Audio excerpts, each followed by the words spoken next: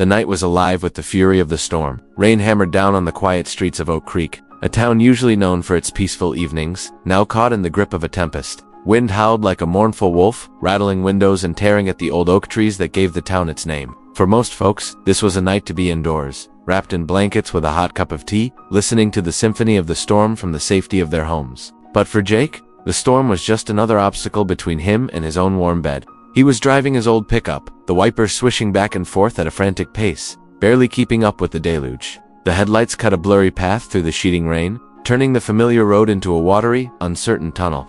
He was a contractor, and a late-running project had kept him on site until well after dark. All he could think about was kicking off his muddy boots and collapsing onto the couch. That's when he heard it. At first, it was just a strange high-pitched sound, almost lost in the roar of the wind and the drumming rain. He thought it might be a branch scraping against a metal sign, or the wind whistling through a crack in his truck's old frame. He leaned forward, squinting into the gloom, and turned down the radio. He listened, holding his breath for a moment. Nothing, just the storm. He shook his head, thinking his tired mind was playing tricks on him. He was about to press down on the gas pedal again when the sound returned. Clearer this time, it was a bark, a desperate, frightened yelp that sliced through the noise of the storm.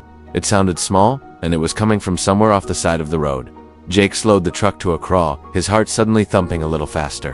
Who would have a dog out in this weather? It was dangerous, not just for the animal but for any driver who might not see it in time. He peered out his window, the rain spattering against his face, trying to pinpoint the source. The barking was intermittent, a frantic plea swallowed by the gusts of wind. He pulled the truck over to the muddy shoulder, the tires sinking slightly into the soft earth. He switched on his hazard lights, their blinking orange glow reflecting in the puddles forming on the road. Leaving the engine running, he hesitated. It was late. He was exhausted, and the storm was only getting worse. Maybe it was just a stray that knew how to take care of itself. But then he heard it again, a pitiful whimper this time, followed by another sharp bark. It sounded like a creature at the end of its rope, a pure cry for help. Jake sighed. He knew he couldn't just drive away. He grabbed the heavy-duty flashlight he kept under his seat and a thick worn-out blanket from the back. Taking a deep breath, he pushed open the heavy truck door, and a blast of wind and rain immediately assaulted him. The cold was biting. He pulled his jacket tighter and stepped out into the raging storm, the flashlight beam cutting a shaky path into the darkness. He followed the sounds, which were now more consistent, guiding him like a faint beacon. The barking led him away from the road, toward a dense patch of woods bordering a flooded drainage ditch. The ground was treacherous, a slick mixture of mud and wet leaves. He slipped once, catching himself on a low-hanging branch. "Hello," he called out, his voice nearly carried away by the wind. "Anybody there? Is that your dog?" Only the storm answered. The flashlight beam danced over dripping tree trunks and tangled undergrowth. He scanned the area, his eyes straining.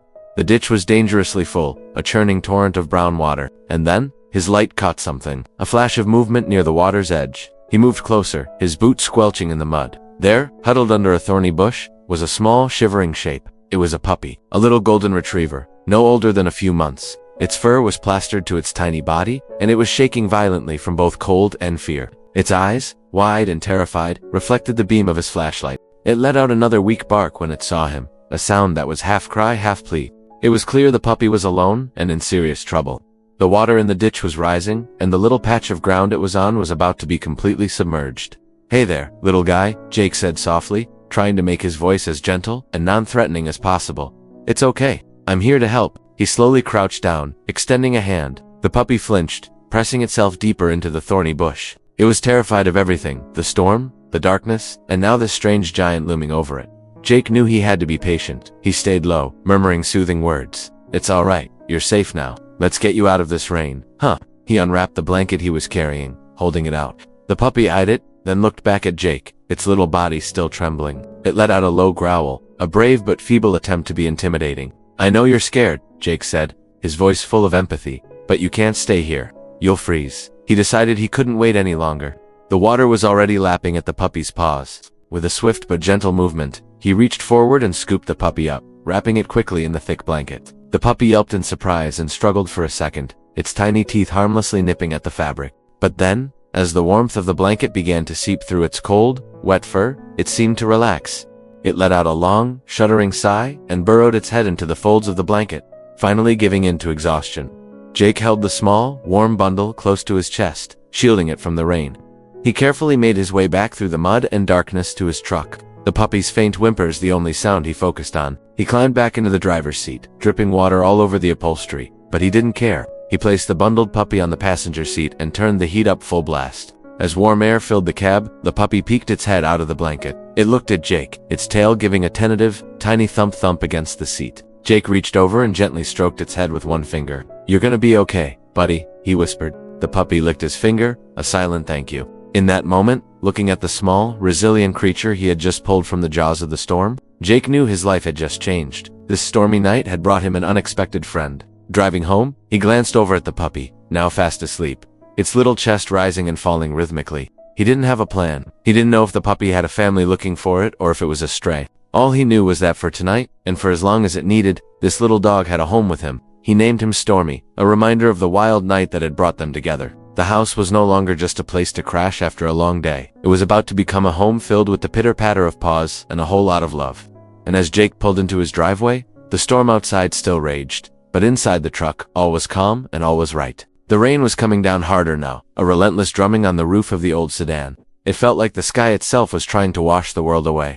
I kept wiping the fog from the inside of my windshield, my knuckles raw. The wipers fought a losing battle against the deluge, smearing the water back and forth, turning the headlights of oncoming cars into blurry, star-like bursts. The road was a slick, black ribbon, barely visible, and then I heard it again, a bark, faint, but definitely there, cutting through the roar of the storm. At first, I thought I was imagining it, just my mind playing tricks on me, tired from the long drive. But it came again, a little clearer this time. A high-pitched, desperate sound. It wasn't the bark of a happy dog playing in a yard.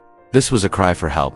My heart started to pound against my ribs, a frantic rhythm matching the beat of the rain. Who would leave a dog out in a storm like this? The thought was infuriating. I slowed down, peering into the darkness on the side of the road. The barking grew louder, more insistent. It was coming from my right, from a patch of darkness where the road sloped down into a ditch. I could just make out the glint of water, swollen and murky from the downpour. I pulled the car over onto the gravel shoulder, the tires crunching loudly. I flipped on my hazard lights, their orange pulse barely penetrating the thick curtain of rain. The barking was right there now, frantic and close. My hand trembled as I reached for the door handle. Stepping out of the car was like stepping into a waterfall. The wind whipped the rain into my face, stinging my skin. I was soaked in seconds. The sound was coming from the ditch, from somewhere deep inside the darkness. I grabbed the flashlight from my glove compartment, its beam cutting a weak, wobbly path through the night. I couldn't see anything at first, just swirling brown water and tangled weeds, but the barking guided me, a beacon in the storm. I took a hesitant step down the muddy bank, my shoes sinking into the soft earth.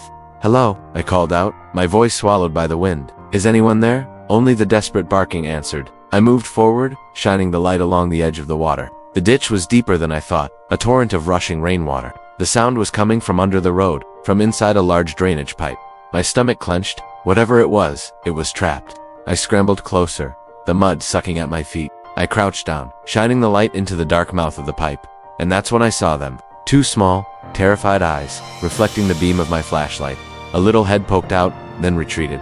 It was a puppy, small and shivering, trapped by the rising water. It let out another series of sharp, panicked barks. It was alone and terrified. My heart broke. I knew I couldn't just leave it there. I had to do something, and I had to do it fast. The water was still rising. I looked back at my car, then at the terrified animal, and took a deep breath. There was no choice to make. I had to go in.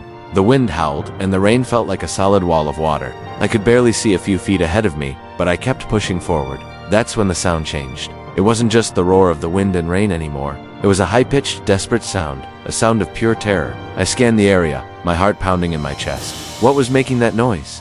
The floodwaters were surging, carrying debris, and turning the familiar landscape into a chaotic, swirling mess. My flashlight beam cut through the gloom, dancing across the churning water, and then I saw it. There, wedged between two splintered tree branches, was a small, shivering dog. Its fur was matted and dark with water, and its eyes were wide with fear. It was trapped, hopelessly pinned by the very debris that the storm had unleashed. The water was rising fast. Scarily fast. Every second, it crept higher up the poor animal's body. The dog tried to wriggle free, yelping as the branches held it tight. It was a race against time.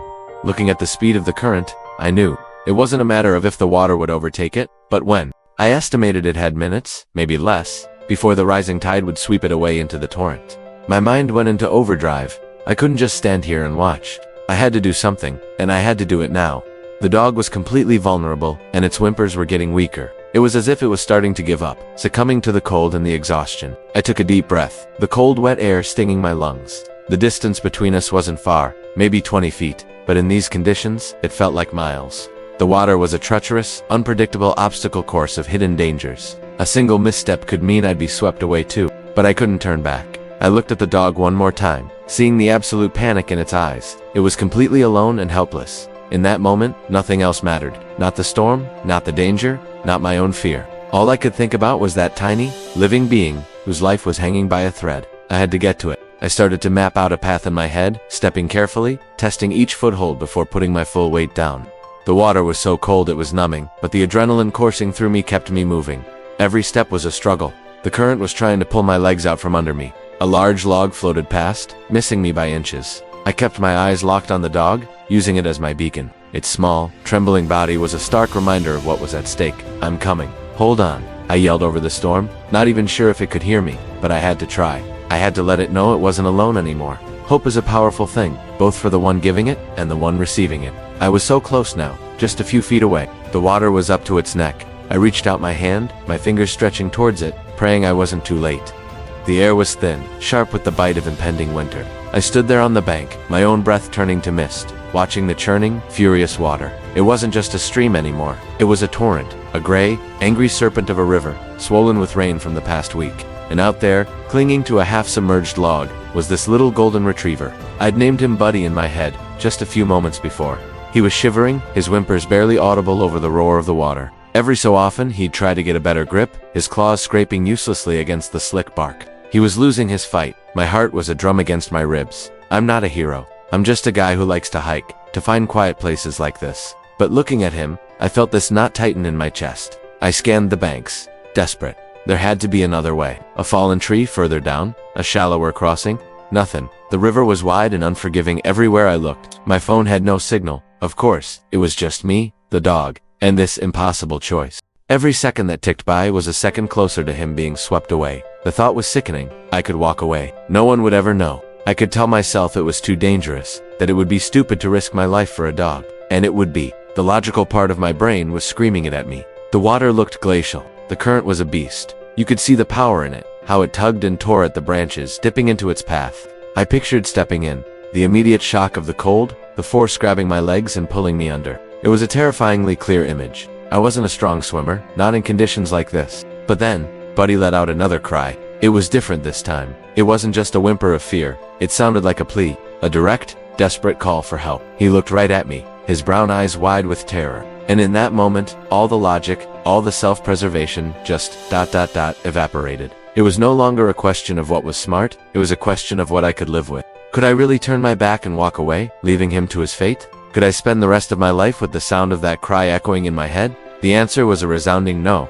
So, I took a deep, shaky breath. It felt like the last calm moment I might have. I kicked off my heavy hiking boots, stripped off my jacket. The cold air hit my arms, a stark preview of what was to come. I found a sturdy-looking branch on the ground, something to use as a walking stick. A flimsy anchor against the river's might. One step, then another. I waded into the shallows. The cold was instantaneous, a sharp electric shock that stole my breath. It was far worse than I imagined.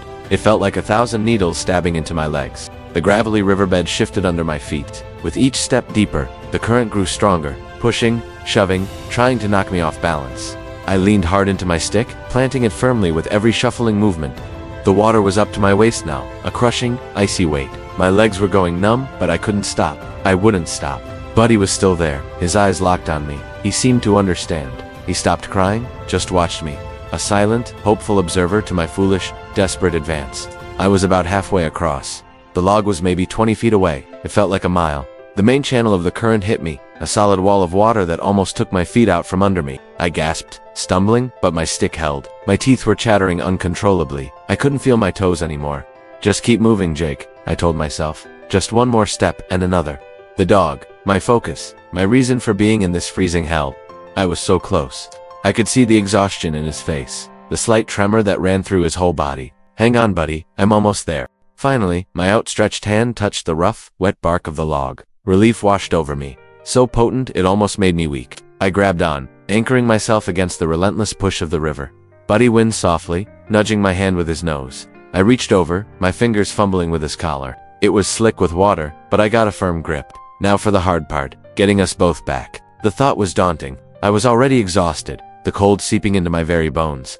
But looking into his grateful eyes, I found a new reserve of strength. Okay, buddy, let's go home. The current was a monster, a relentless force of nature, pushing and pulling at him. Every step Jake took was a battle. The icy water clawed at his chest, stealing his breath and trying to drag him under. He could feel the riverbed shifting beneath his feet, rocks and debris rolling past, threatening to knock him off balance. His fingers, numb with cold, desperately grabbed at overhanging branches, anything to anchor himself against the torrent. Each movement was deliberate, a calculated risk. The roar of the water was deafening, a constant reminder of the danger he was in. But then he saw him. The dog, a shivering bundle of fur, was clinging to a half-submerged log, its eyes wide with terror. As Jake got closer, he could hear its desperate whimpers over the river's roar. Step by agonizing step, he fought his way through the churning water, his gaze locked on the frightened animal. He was almost there. He reached out a trembling hand. The dog, seeing a chance for survival, panicked and tried to scramble onto his shoulders, its claws digging into his jacket. "Easy, boy, easy. I've got you," Jake murmured, his voice strained but steady. He managed to get a firm grip on the dog, pulling the shivering animal against his chest. The dog was heavier than he expected, and its weight, combined with the force of the current, made his legs tremble.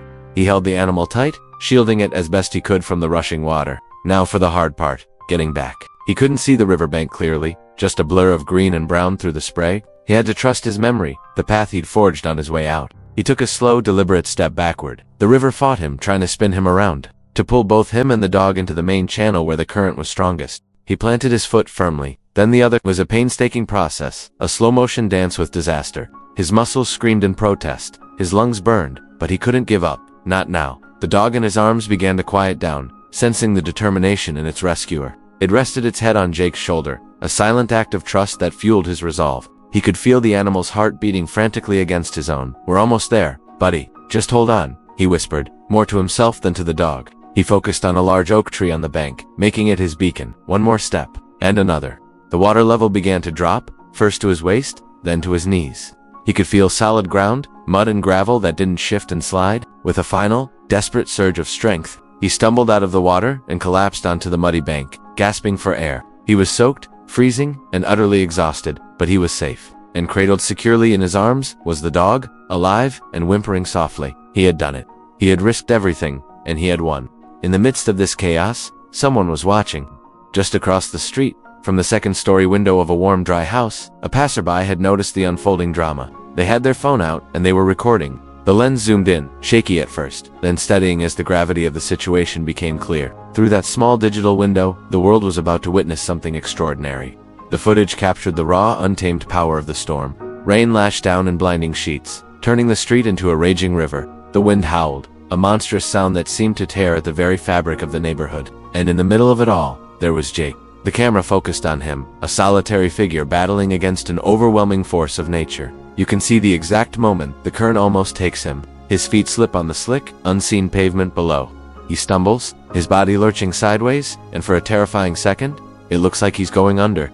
You can almost feel the collective gasp of anyone who would later watch this clip. But then, with a surge of pure adrenaline and determination, he finds his footing. His legs tense, muscles straining against the relentless push of the water. He's not just fighting for himself, he's a human anchor in a liquid avalanche. And held high above his head, cradled securely in his arms, is the little dog. The camera catches the animal's face, its eyes wide with a mixture of fear and a strange, dawning trust. Every frame of the video tells a story of incredible bravery. You can see the exhaustion on Jake's face, the grimace of effort as he fights the current with every step. The water is a churning, muddy torrent, filled with unseen debris.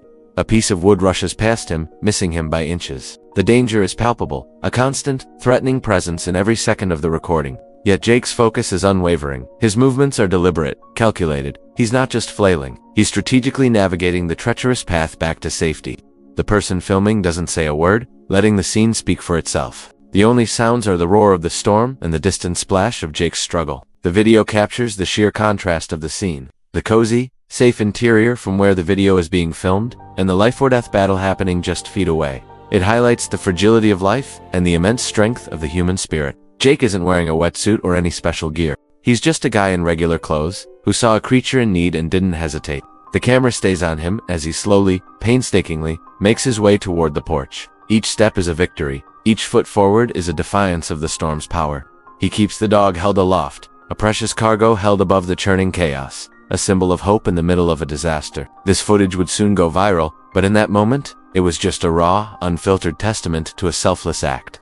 The person behind the camera knew they were witnessing something special, something that needed to be shared. It wasn't about capturing a spectacle. It was about documenting heroism in its purest form. The storm, the danger, the bravery, it was all there, perfectly and powerfully encapsulated in this shaky phone recording. You see Jake finally reached the steps of the porch, his body trembling with cold and effort. He gently places the dog down on the dry planks before hauling himself out of the water, collapsing in a heap, utterly spent. The little dog immediately starts licking his face. A silent, heartfelt thank you, and the camera keeps rolling, capturing the quiet, profound aftermath of a truly heroic rescue.